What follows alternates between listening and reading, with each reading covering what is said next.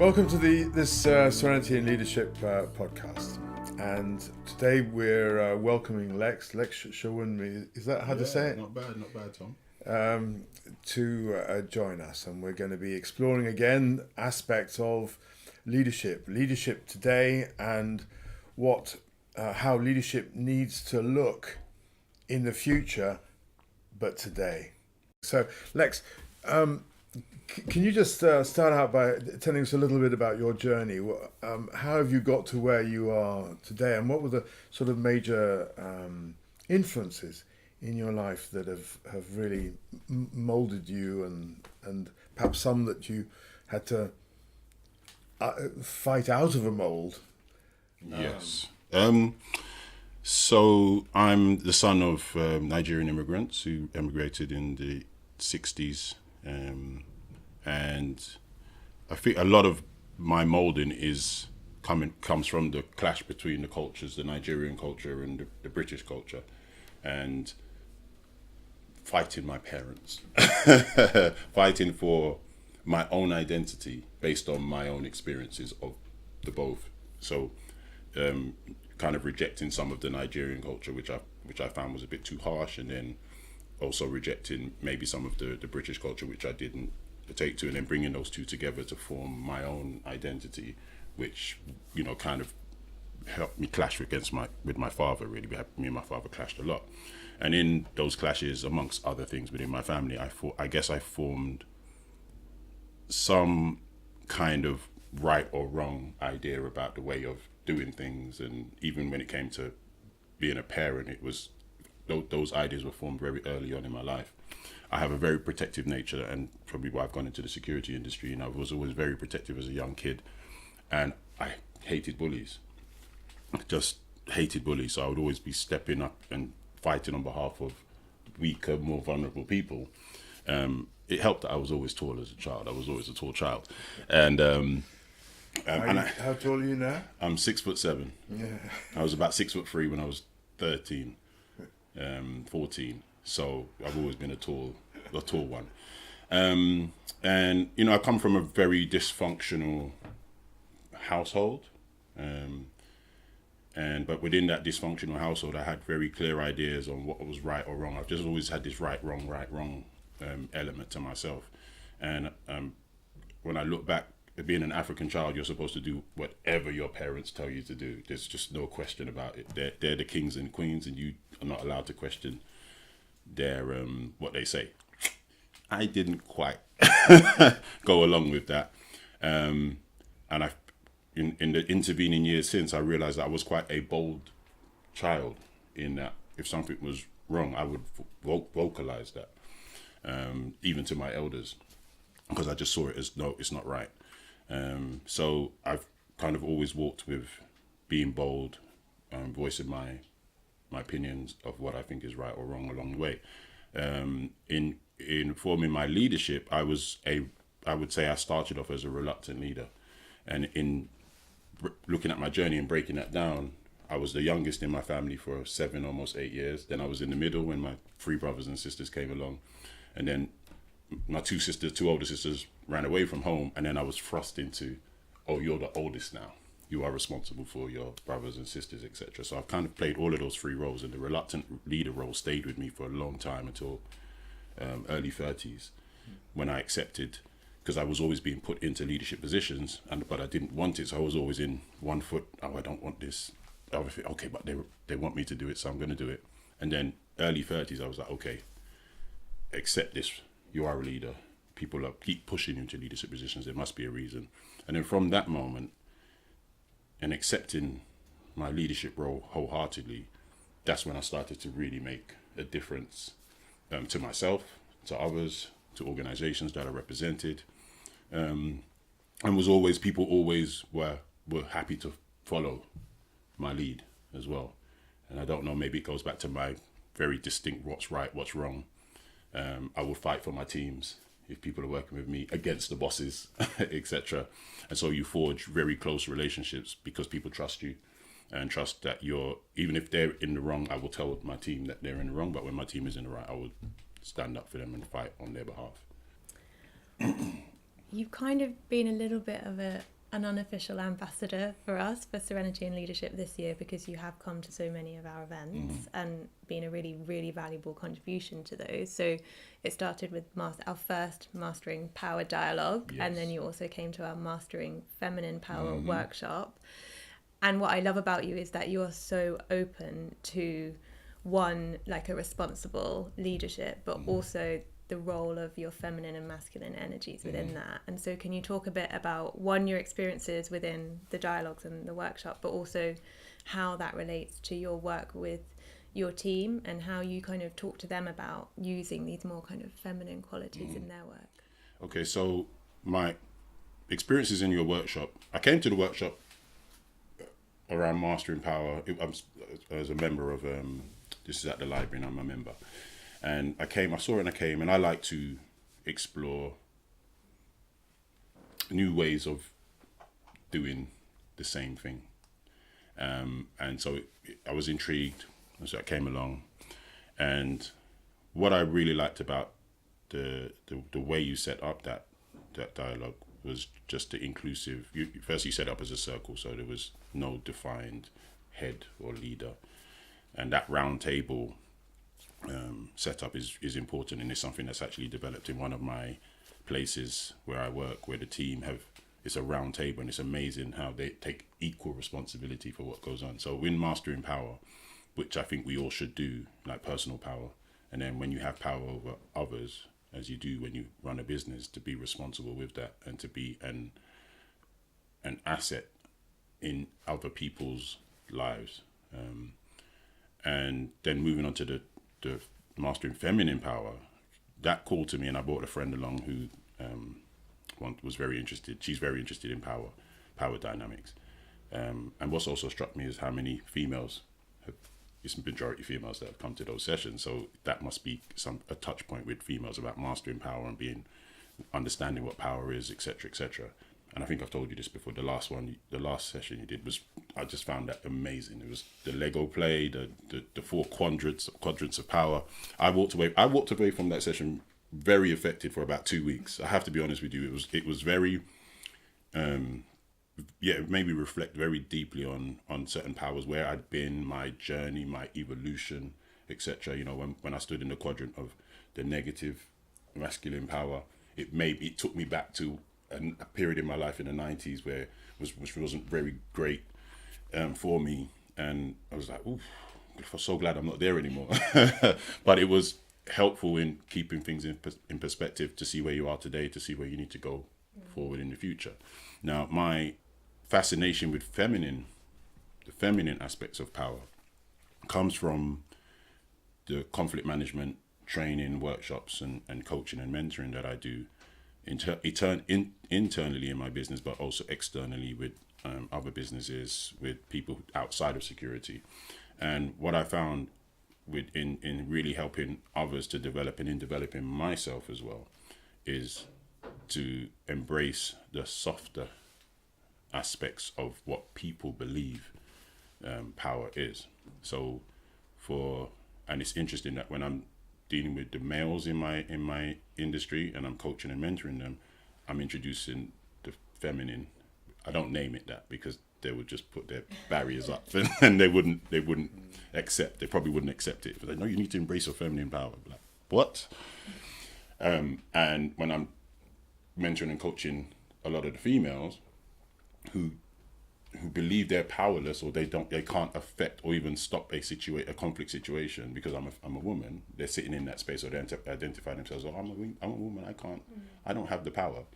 I'm introducing the more masculine traits of power into them, and for them to embrace and then use. And there are times where I have to be tougher sometimes with the females to get them into that energy, embracing that energy of assertiveness, and then they'll go into a situation, be very assertive, and then surprise themselves that they were able to manage it.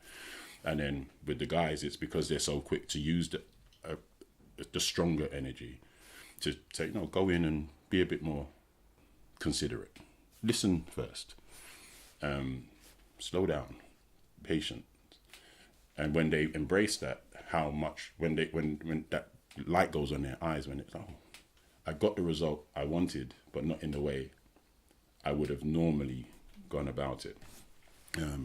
And so in my own personal journey, I've got 4 sisters and 1 brother. So and mum, and now I have a daughter. And there are times when we get together at Christmas, it's just lots of females around. And that energy is just normal for me. It's not something which I don't understand or is alien to me. And in raising a daughter and trying to help a daughter to live in this world, this crazy world that we live in, and empower her, I have to see it from her. I can't tell her to act like me. I'm 6'7". Most people look at me in a different way than they do a female. So I have to see it from her point of view, and the skill, and pass those skills that she can use in who she is. And she is coming from a feminine aspect. So sometimes I'm with my daughter, and you can see she's, I can't because I'm a woman. And I'm like, no, you can because you're a woman. All you have to do is use this energy, this different energy here. And seeing her blossom and grow is fantastic. So the feminine and masculine, and is the balance between the two. You may be successful, but you won't be successful majority of the time. But when you can remain balanced, you'll be successful a lot more if you can make use of the feminine and masculine and know when to access those different energies to get the result that you're looking for. Yeah, definitely. I think for me, some of the women in that workshop, and it was a realization that I'd had anyway previously with my own kind of internal work around the feminine and masculine, is that for a woman, you can't really fully embrace and use and harness your feminine energy to its full potential without understanding your masculine energy and having that there as a solid base of which to operate from. Yeah. Because and I think we talk a lot about women in the workplace having to lead with their masculine energy just to fit in, and I think there's a really nuanced, subtle difference between understanding and harnessing your masculine energy to then be able to lead with your feminine and vice versa. And I think I noticed with a lot of the women the frustration that they are leading with their male energy and maybe have got stuck there, and because they're not accessing their feminine energy, there's a frustration or there's a disconnect from who they really are, and they were looking for a new way. That's probably why they were in the room. They were looking for another way to, and maybe not being able to name it, and you guys probably helped them to name what's going on, and then help them to embrace that feminine power and see that power in using feminine energy and power. Whereas I think a lot of them were seeing it as something they had to keep away to get the respect of men, and to be able to live in that male-dominated environment. But as a man, did you ever feel frustrated by not being able to express or use your feminine energy at any point in your life? Was there a point that you realised that you had these different energies and you could call upon them? I think that came later, my late 20s. And I think up until that point, when I go back to me hating bullies and protecting the vulnerable and young, it comes from a place of compassion. And I wouldn't say that I was too young to even know what that meant. It was just something natural, that I had a compassion for the vulnerable, the weak, and felt that they had the right to exist freely just as much as everybody else. So when somebody's trying to oppress them, suppress them, or take away their identity to a certain extent by bullying them, I was like, no, that's not right. Again, it's going back to the right or wrong, and it's just natural. That doesn't look right to me, and I'm going to do something about it. As I say, God bless me with height. So I was able to make a difference in that regard. Maybe if I wasn't a tall kid, I might have got beaten up a couple of times and said, okay, I don't think I should do that anymore. Or maybe we would have found another way. Just to share, this is like a new phase. Again, this is a new phase of my life, and I understand I need to share my journey. I got shot in when I was 21 years old. I got shot in the face, and after getting shot, I blamed myself. You go through those processes of blame yourself, shame, anger, etc., etc. And because I blamed myself, I was like, okay, the person who I was before I got shot is why I got shot. So I'm going to be the complete 180-degree opposite of that person. So for a while, I was not a very nice person to be around. And after a few years, suffering from post-traumatic stress disorder, and then realizing that, look, I need to do something about this, and getting help, getting counseling, etc. I was like, no, I don't, this is not who I want to be. I actually like the person I was before I got shot, and I want that guy back. So I went on a long process of counseling, did a spiritual healing workshop, which I mentioned to you in 1998, which just kind of burst the doors open on my true nature. And then from that moment onwards, I just refused to go back to being this. I felt like a two-dimensional person. I was like this cardboard cutout and was living in a cartoon world with all of these stupid people who identified themselves as gangsters or bad men.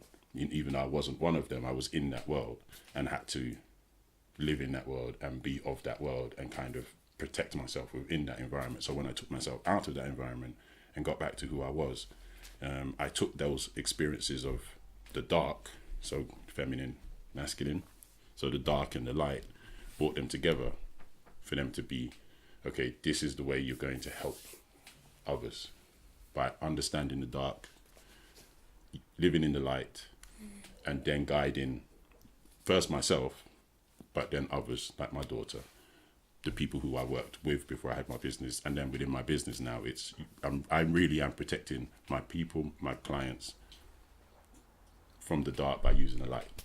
That's what it's that's the key to everything I do.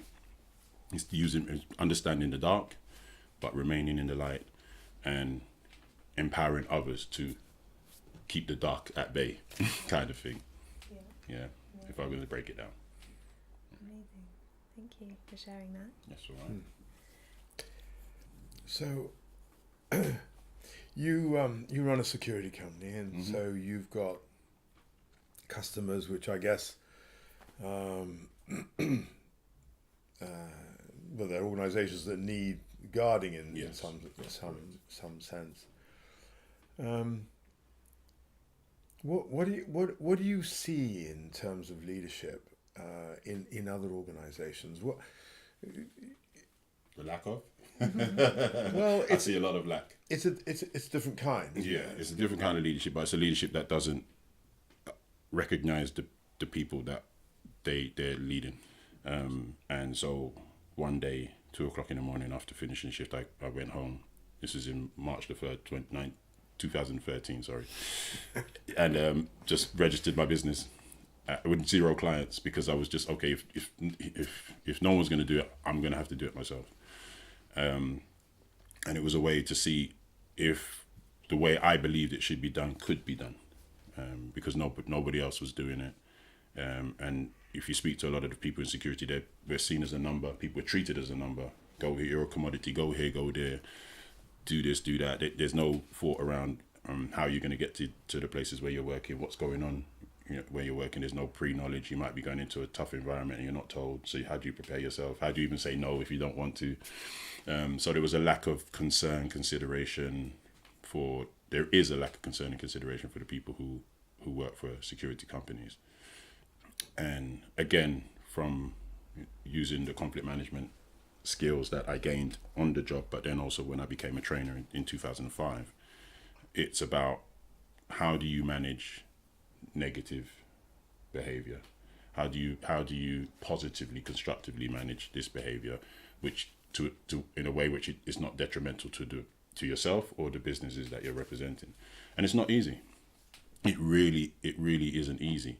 And I can see why a lot of the security companies operate in the way they do, because it solves a problem by just putting someone into a position without giving them too much knowledge or time, because it takes time to coach and mentor. I coach and mentor my people using the knowledge that I've gained over the years to help shorten their knowledge journey. It took me a long time. Look, school of hard knocks to a certain extent. Yeah, getting shot is that's a hard knock. And the school of hard knocks to learn what I've learned. And rather than, I don't want any of my people or anyone I work with to experience that. The other side is I don't take on high risk venues and high risk places. We do the nicer end of the market. Our tagline is security for nice people by nice people. So that should give you a little idea of how we're positioning ourselves.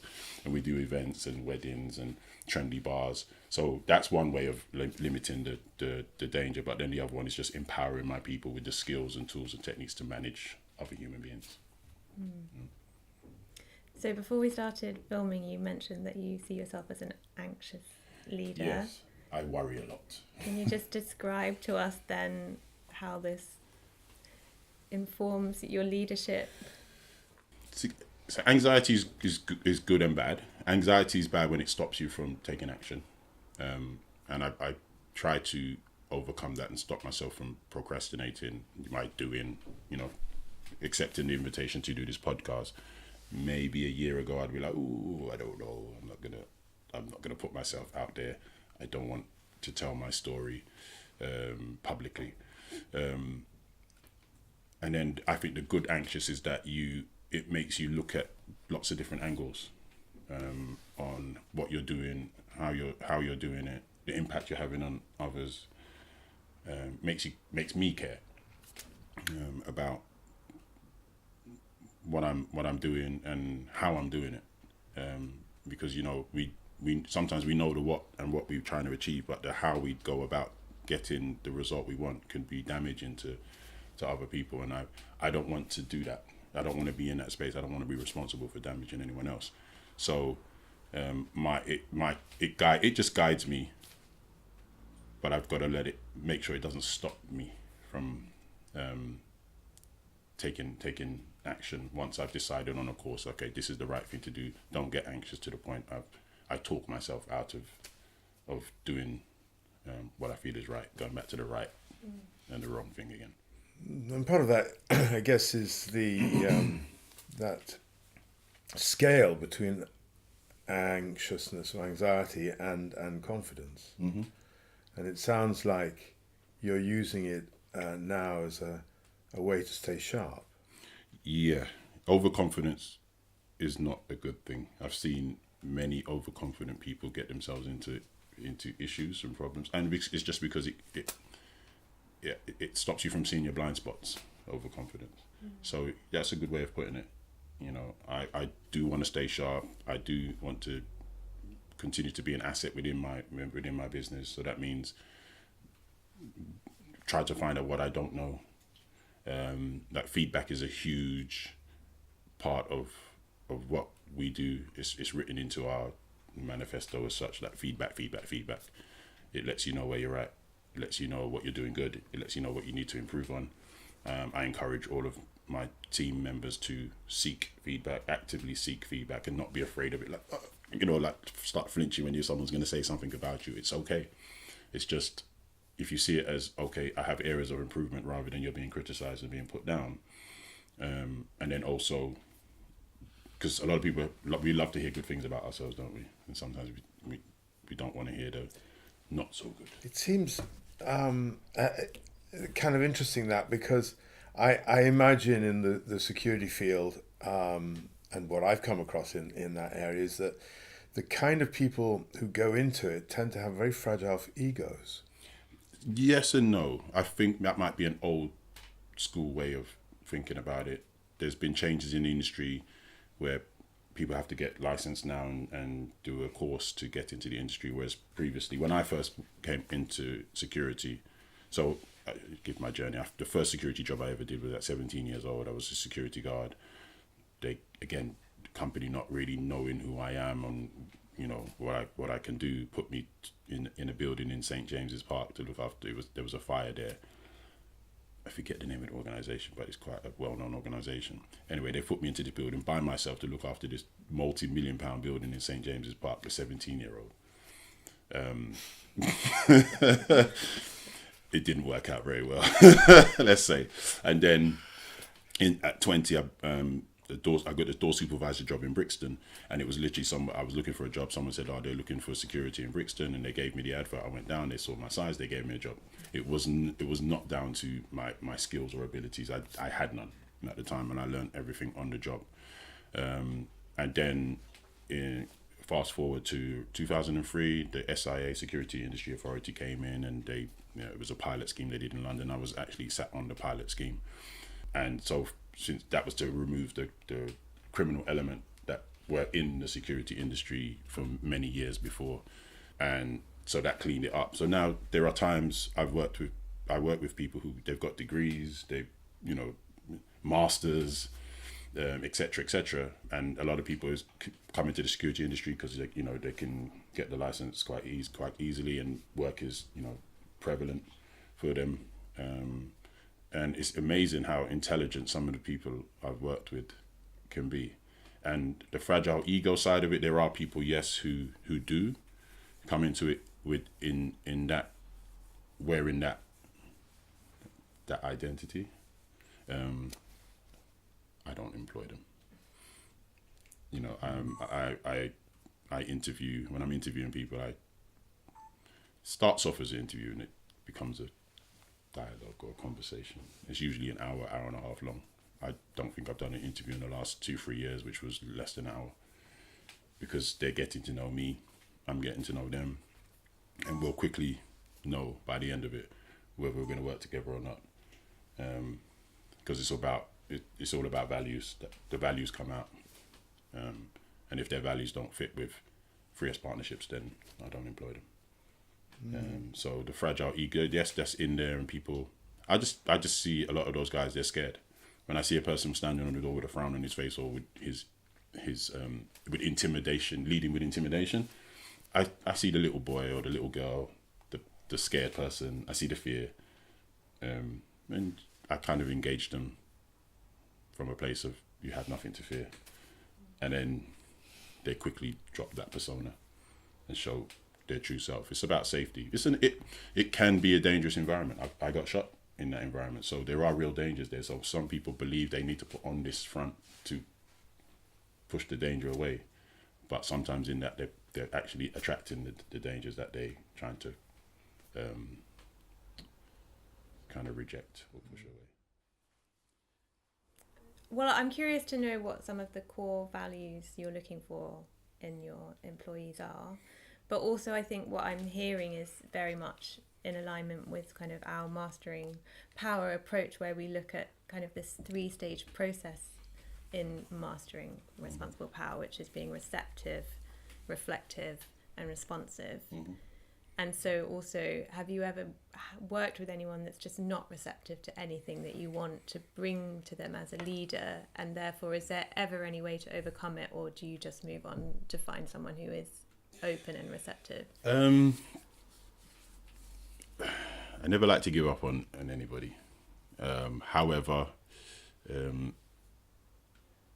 long before I started my business, I worked out that people are ready for the truth when they're ready for the truth. But it's my responsibility to speak that truth regardless of whether they're ready for it or not. And I learned that lesson myself many years ago when I overheard somebody say something about me. And this is one of the reasons why I love feedback, and I open myself up to feedback, because what I heard, I heard it at the time, but I didn't absorb it at the time. I absorbed it many months later, but it changed my life. So a particular situation, somebody was causing trouble at one of the venues I was looking at in Brixton. I asked him to stop about 2-3 times, and then on the 3rd time it got physical, and I put him down and probably maybe did it a little bit more forceful than I needed to. And I overheard this person who knew me before I got shot was like, "Oh, Lex used to be a nice guy before he got shot." And I dismissed it at the time. I was like, "But you don't know what you're talking about." But around 10 months later, I was by myself, no one around, no bravado necessary, and those words came back to me, and I said to myself, "He's right." And that was 1996, and that was the start of me healing. And so, what I do is I tell people the truth of what I see, and I have a particular situation at the moment right now with a person who's quite egotistical. I use the word haughty with him because he looks down on others and thinks he's better than others with no actual evidence, and he doesn't see his the areas of improvement. He's so focused on what he does well that he's not actually seeing that you're not doing this so well. So I actually posed a question to him this week, which was, if everybody on the team was doing what you were doing, how would that affect the safety of the venue? And then on a more positive note, it's like, if everyone was doing what you do well, how would that affect the safety of the venue as well. So I gave him 2 poses. I'm just going to wait for him to see what he comes with and see how it affects him. So patience is very much important in trying to help other people improve and grow, and patience in yourself as well for you to improve and grow. Without having patience with myself, I may have fallen and not allowed myself to get back up. But there are occasions where somebody just doesn't get it, and you have to let them go, because they could be, if you leave them in your organization, they could erode the goodwill, the culture, and the values that I look for in others is, one of them is actually, you gotta have some kind of love in you for people, and I think it's one of the qualities that isn't really engendered in the security industry. Like, if you're working with people, you've got to like people, and you got to have some form of love for people. Or you shouldn't be working where you have to deal with people on a face-to-face basis. Just, you know, go and work in an office or something where there's no people around. For some organizations, particularly sort of seeing that you're in the security industry, I think the fact that you use the word love, you know, some people would say, hang on, that doesn't kind of compute really. Mm-hmm. And certainly, you know, when we've been looking at how do we project ourselves, what language do we use, there are organizations out there talking about love, but it kind of closes it down for them in some ways, because a lot of people just say, you know, love, that happens in the bedroom. It doesn't happen at work. Yeah. So it's really interesting that you use that word, and so perhaps say a little bit. If you'd say a little bit more about that, and do you in the way that you describe yourself, you talk about love and that being a really important value, and we'll hear what other ones you've got in a sec as well. How do you find that your customers, your clients, I don't know whether you call them clients or customers, how do they react to that kind of mindset? Right. Okay, so the security industry is a bit, I was going to say strange, but it's not strange. It's probably reflective of other industries as well, where the language I use with the people I deal with might be stronger. The soft, wishy-washy stuff shuts people down. But it's this, you know, I remember someone saying to me years ago, oh, that's cheesy. And I said, yeah, love is cheesy. Doesn't mean it's not needed. Doesn't mean it's not important, you know. But when you look at love and you break it down, yes, it's cheesy stuff. You know, that's why any love stuff is romance. They're cheesy movies, you know, when you look at romance stuff. But love is something that when applied and used in the correct manner is powerful. So the power of it is what matters. And I introduce it to my guys. Might not maybe calling it love, although I do use it in a set. I use it in a sense of when I'm setting up my teams, and sometimes there's friction in the teams, and I'm like, look, guys, you have to remember this. We're a family, and so we might not always like each other, but we always love each other. And they've really taken to that. They like that because it really frames it. It's like, yes, I'm not going to like my colleague all the time, but I will have my colleagues back all the time. I will look out for my colleague all the time. I will make sure that they're okay, because, you know, there's a deeper connection going on. So it's interesting. I think maybe people are more ready for it now than in the past. And my introducing love into the security services, how I provided them, and for the people around me, came from when I started to train the security courses. I used to train the courses for people to get their licenses to work in the industry, and there was a model, my customer care model, which I developed because I felt what was on the course just didn't really break it down. So I would ask people, instead of thinking of customer care, how do you treat the people you care about? And so I would ask them what qualities, and they would give me the qualities. And in a room full of guys, I was like, there's something missing here, guys, on this list. And it was like, and then there'll just be this silence. And I'm like, there's something really missing here, guys. I've just really tried to encourage and pull the word out of them. I'm like, okay, who's got kids? And people who had kids would put their hands up. I said, how do you feel about your children? And then the word love would come, because it's their child. It's easier to say, but to say love a customer, love what? No. But then how I framed it was, okay, imagine if you're treating people like you respect them, you love them, you listen to them, you care for them, you look after them, all of these qualities that they would tell me, and I would write down on a flip chart.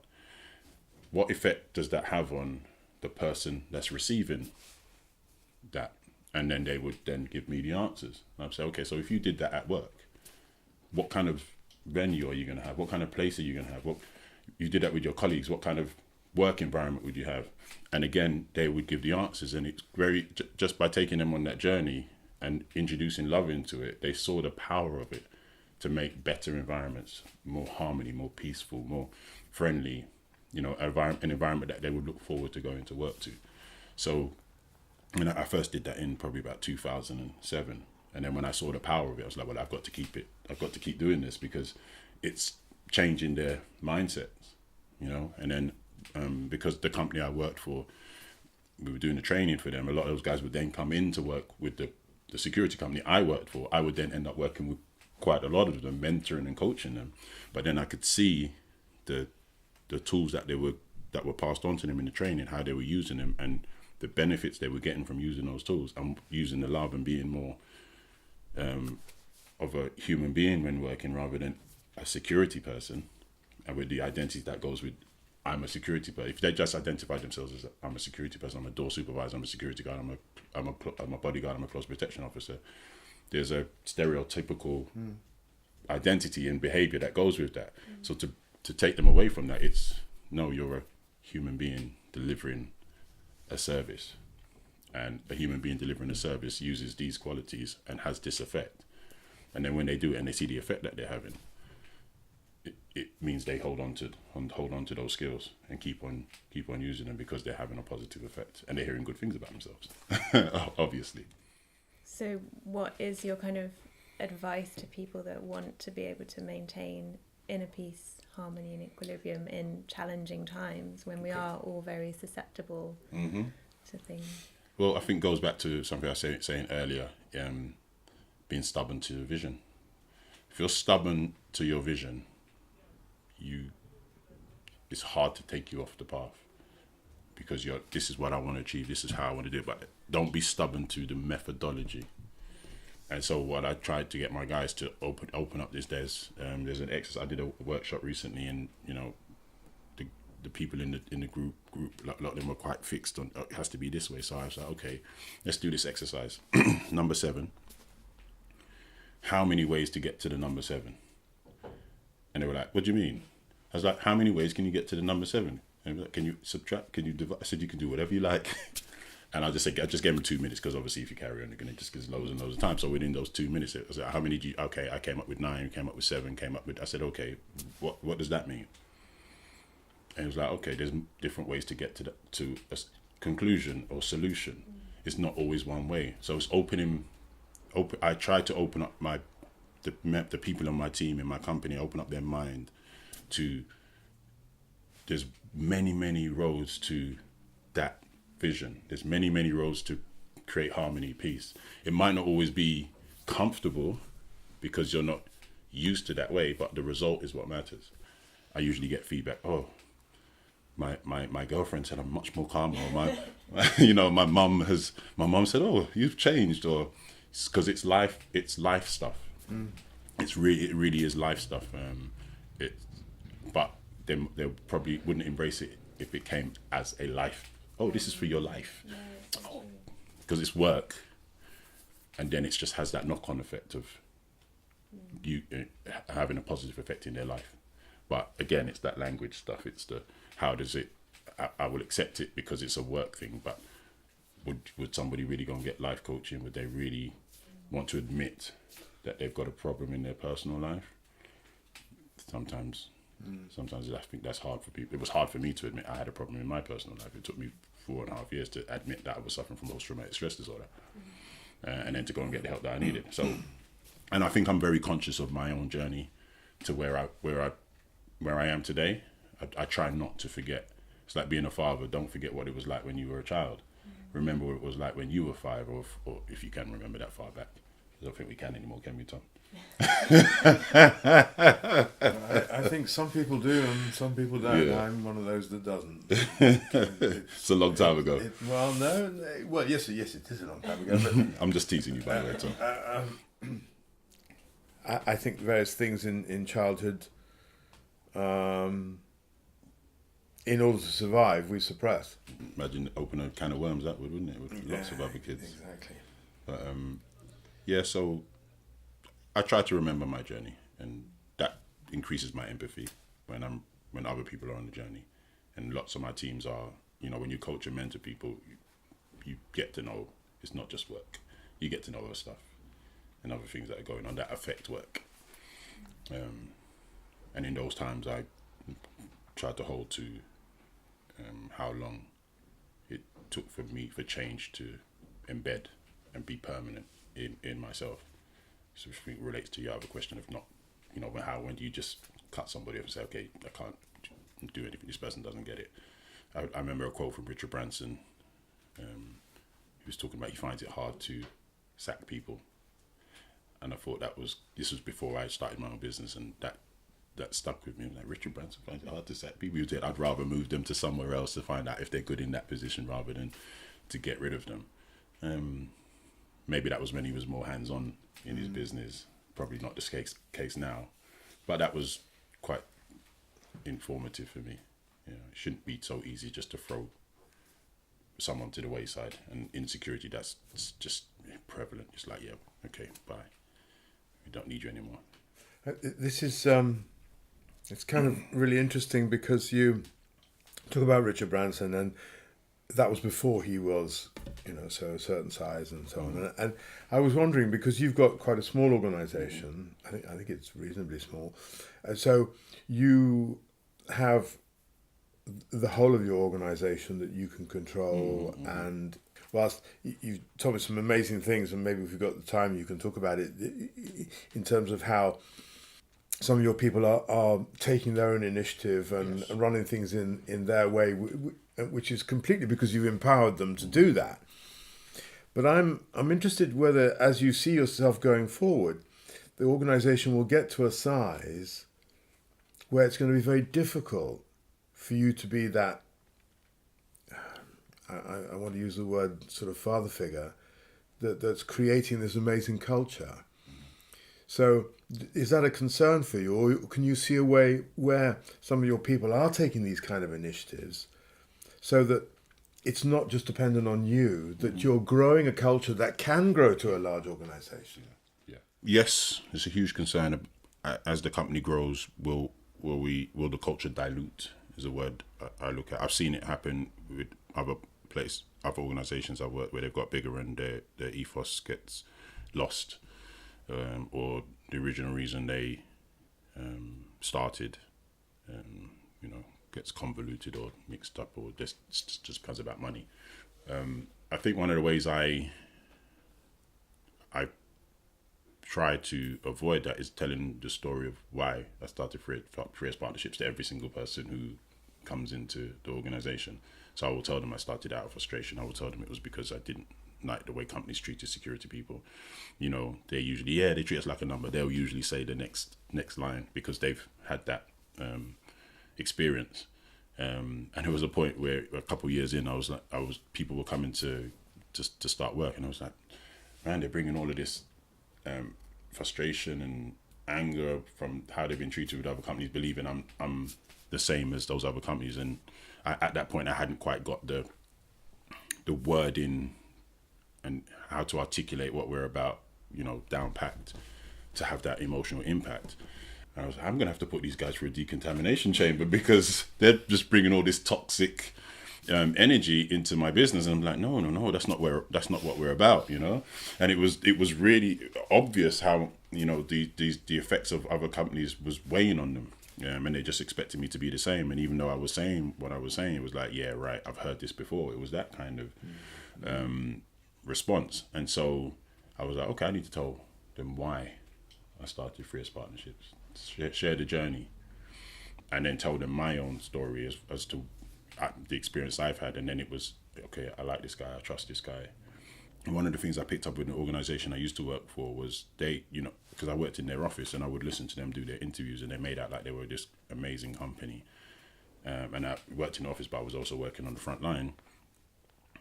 And people on the front line were saying something completely different than the guys in the office. And intuitively at the time, I understood your culture is what your people say it is, not what you as a manager or a boss say it is. So when I started my business, I was like, okay, you got to make sure, what do I want my people to be saying about 3S partnerships? So that was where I put most of the focus and work into, was how do I get the people to say what 3S partnerships is? What do I need to do? How do I need to treat them? What do they need to see from me first? And then when they go to work, what needs to happen there as well? So that drove everything, because I knew my culture is what they say it is. I can say whatever I want to people, and I confidently in my interviews say, look, I can say whatever I want to say about 3S partnerships. I'm not going to put down my own business, but it's not what I say it is. It's what the guys you go to work say it is. So when you go to work, ask them questions. I don't think many security companies could say that confidently. Ask those questions. They will tell you how they've been treated, in the years that they've been with me, what we're about. That is the company. And then equally, I say to them, you can say anything great about yourself right now, but who you are is what I hear about you from your colleagues and from my clients. So be aware that it's a two-way process. And then I always put on the table as well that it's a symbiotic relationship. I need you, you need me. I've got a company, I've got work, but without workers, there's no company. Without the work and the environment that people look forward to go into work in, that's been created not just by me, but the people in the business. So those values are, it's honesty that's one of them. Openness, the empowering of other people, other human beings. And the story that you alluded to was something that just evolved this year from something negative that evolved into something really super positive. And basically I had a team leader in a venue. I had to put him into place quite quickly. And I knew he wasn't going to be long in my business, but the client, I had to play a little bit of politics here because the client liked him, and I was like, okay, let's keep him in place for the time being. But I knew it wasn't going to last because he just didn't have certain qualities about him. And eventually he ended up leaving that particular venue, and it was a 6-man team, and I didn't put another team leader in place. And consciously, intuitively, it's like, let's see what happens. And this is the place with the round table. It turned into a round table. When they have their debriefs at the end of the night, they all share their experiences. They all look for solutions. They've come to me and say, "Oh, Lex, we're thinking of doing this and this. We've noticed this, and we want to mitigate it by doing this."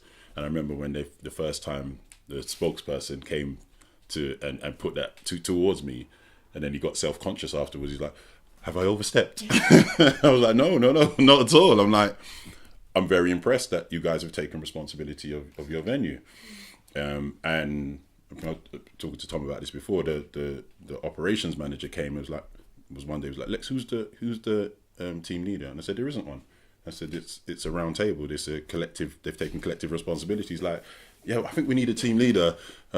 And I was like, I think it's working, but because it's not a model that he's used to, it was like, no. But I was like, just watch. I said, if it goes wrong, I'm happy to put in a team leader, but it seems to be working at this particular moment in time. And this was 2 months ago. He hasn't mentioned it again because he's seen that it actually works.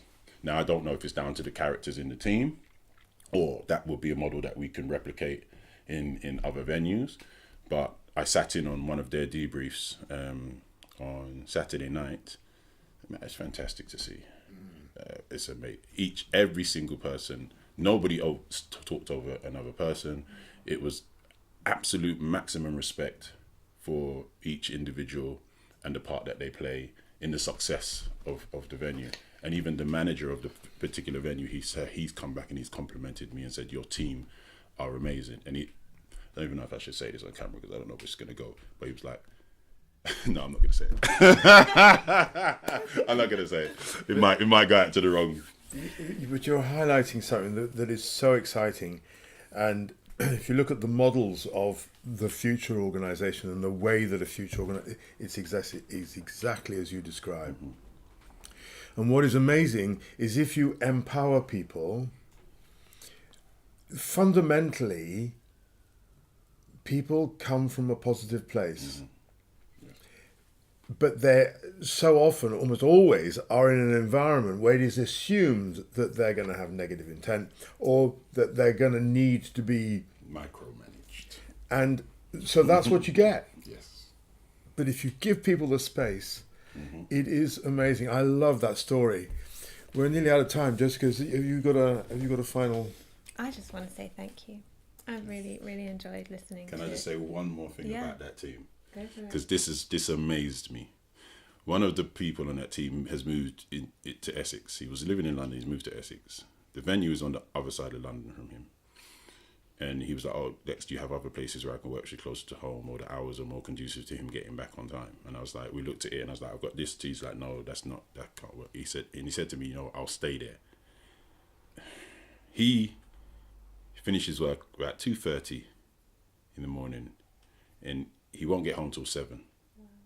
But he said, I will stay because I love working there. And I was like, that's a massive sacrifice of time.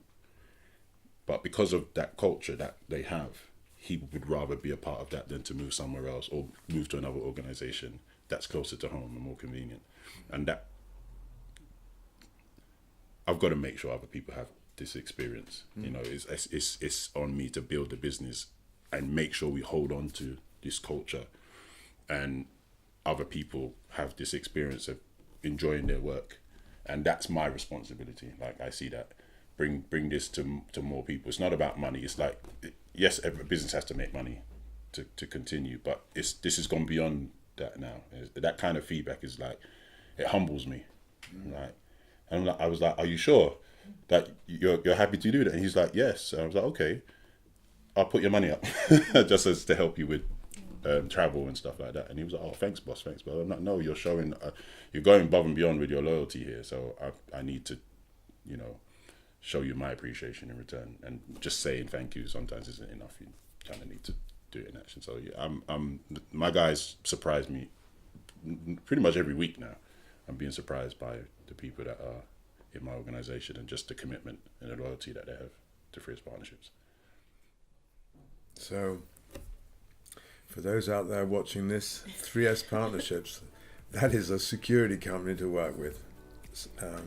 An organisation that is a little beacon for the future, and I really admire you for doing that, and I admire the way that you're doing it. So thank you, Lex. Thank you, John.